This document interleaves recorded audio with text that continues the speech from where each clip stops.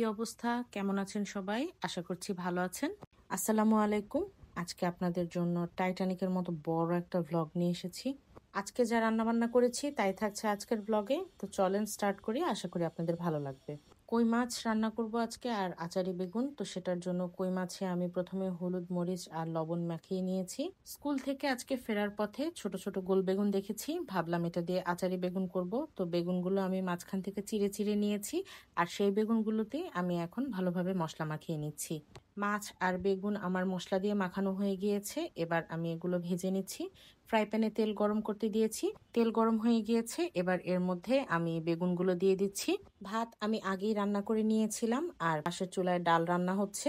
বেগুন আমি দুই পাশ লাল করে ভেজে নিচ্ছি আর ওইদিকে ডালটাও সেদ্ধ হয়ে গিয়েছে, ডালটা ভালোভাবে ঘুটে নিচ্ছি। ওই যে বেগুনের একটা পাশ লাল হয়ে গিয়েছে, এবার আমি বেগুনগুলো উল্টে দিচ্ছি। প্রতিদিন একটা চিন্তা থাকে আজকে কি রান্না করব কি রান্না করব, কিন্তু এই প্ল্যানটা যখন হয়ে যায় যে আজকে কি রান্না করব, তখন কিন্তু রান্না করাটা অনেক সহজ হয়ে যায়।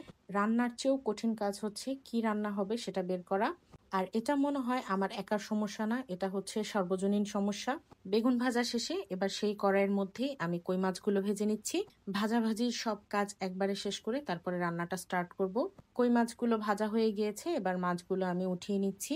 3x স্পিডে কিন্তু কাজগুলো হচ্ছে, কিন্তু 3x স্পিডে কিন্তু রান্নাটা হয়নি, রান্না করতে সময় লেগেছে।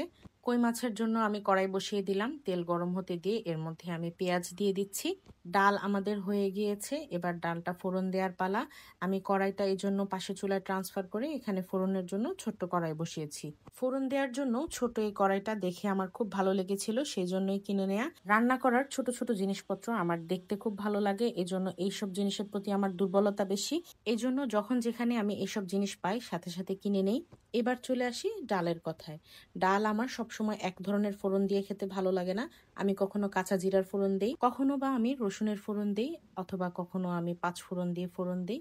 এভাবে আমি ডালের টেস্টের মধ্যে ভিন্নতা আনার ট্রাই করি। কই মাছের জন্য কিন্তু আমি মশলাটা ভালোভাবে কষিয়ে নিচ্ছি। কই মাছটা রান্না করব আজকে আমি বরবটি, আলু আর টমেটো দিয়ে। বরবটি আলু আমি আগে থেকে কেটেই ধুয়ে পানি ঝরিয়ে নিয়েছি। এবার মশলা কষে গিয়েছে, আমি এর মধ্যে বরবটি আর আলুগুলো দিয়ে দিচ্ছি। এক এক অঞ্চলে মাছ এক একভাবে রান্না করা হয়। আপনাদের কার অঞ্চলে কোনভাবে মাছ রান্না করা হয় আমাকে কিন্তু কমেন্ট করে আপনারা জানাতে পারেন। কারণ রান্না শুধুই রান্না নয়, রান্না কিন্তু মানুষের সাথে কানেক্ট করার একটা ওয়ে, যেটার থ্রু আমি আপনাদের সাথে কানেক্ট করি। এছাড়া আজকালকার সব কিছুরই একটা ভাইরাল রেসিপি থাকে, তো সেই রেসিপিটাই সবাই ফলো করতে চায়। এজন্য কিন্তু আমাদের ঐতিহ্যবাহী যে রান্নাগুলো আছে সেগুলো অনেকটাই হারিয়ে যাচ্ছে বা সেগুলোর মধ্যে এডিট চলে আসছে। এবার চলে আসি আমি আমার আচারি বেগুন রান্নাতে। পেঁয়াজ লাল হয়ে যাবার পর এর মধ্যে আমি পানি দিয়েছি আর সব মশলা দিয়ে দিচ্ছি। মশলাটা ভালোভাবে কষিয়ে নেওয়ার পরে তেঁতুল আমি পানিতে ভিজিয়ে রেখেছিলাম, সেটা আমি বিচি ভালোভাবে বেছে নিয়ে তেঁতুলের পানিটা দিয়ে দিলাম। এবার আমি ভেজে রাখা বেগুনগুলো দিয়ে দিচ্ছি একে একে। আচ্ছা, শুরুতে কিন্তু আমি তেলের মধ্যে পাঁচফোড়ন দিয়েছিলাম, তারপরে পেঁয়াজ দিয়ে বাকি রান্নাটা দেখিয়েছি। পাঁচফোড়নটা দেখাতে আমি ভুলে গিয়েছি। আচারি বেগুন মানেই হচ্ছে আচারের টেস্ট থাকবে, আর আচারের টেস্ট মানেই হচ্ছে পাঁচফোড়ন। তো এখানে আমি শুরুতেই পাঁচফোড়ন দিয়েছিলাম। আমার রান্নাটা মোটামুটি শেষ। এটার টেস্ট হচ্ছে টক মিষ্টি ঝাল ঝাল, এজন্য আমি উপর থেকে নামানোর আগে একটু চিনি দিয়ে দিলাম। চিনিটা গলে গেলেই আমি এটা নামিয়ে ফেলবো। রান্না শেষ, এবার এটা আমি বাটিতে বেড়ে নিচ্ছি। ভিডিওটা ভালো লাগলে অবশ্যই শেয়ার করবেন আর একটা লাইক দিতে ভুলবেন না। আপনি যদি আমার পেজে নতুন হয়ে থাকেন আপনাকে স্বাগতম, আর আমার পেজটাকে অবশ্যই ফলো করবেন, ফলো করতে ভুলবেন না। কারণ ফলো করতে লাইক দিতে টাকা লাগে না, সো এটা নিয়ে কেউ কিপটামি করবেন না প্লিজ। এই ছিল আমার আজকের সিম্পল লাঞ্চ। আপনাদের কার কেমন লাগলো অবশ্যই কমেন্ট করে জানাবেন।